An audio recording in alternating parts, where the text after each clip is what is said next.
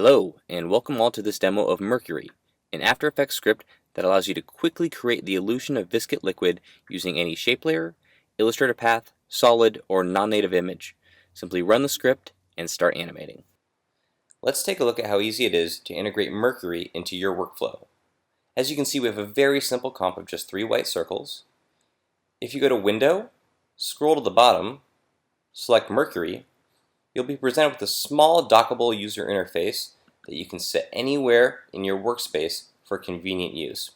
To get started, simply tap Run Mercury. Instantaneously, you'll notice some big changes happening in your viewport. Notice how the shapes have all started to meld together. I can animate these shapes, and they'll interactively reshape and reform with others in their surroundings, giving off the illusion of viscid liquid. Another thing that you'll notice is that a Mercury Control Null has been added to the scene. This is where you can control all the parameters that drive Mercury. If you unshy the shy switch, you can also see a Mercury adjustment layer. All of this information is fully customizable within the Mercury Control Null, so I keep that switched off. Before we dive too deep into the Mercury Control Null, let's take a look at some examples of what Mercury can do. Here we have a number of multicolored circles just floating around. Next, I added a simple wiggle paths to each, and then ran the Mercury script. Here we have a basic particle system created with CC Particle World. Then I ran the Mercury script and changed the particle color to a flat, consistent orange. As you can see, the applications for a script like this are virtually limitless. I look forward to seeing what you guys come up with. Now let's look at the Mercury Control Null and how you can customize this effect to suit your needs. The first 2 parameters you will see are border and blur. These are the 2 at the heart of how Mercury functions. Increasing the border will thicken the effect, and decreasing will thin out the influence of the effect. Blur, like border, will also increase and decrease the thickness based upon the strength.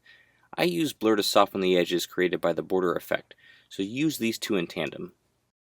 The last 4 parameters, jiggle smoothness, turbulence point, evolution, and jiggle amount, all go and work together to influence the jiggle of the underlying graphic asset.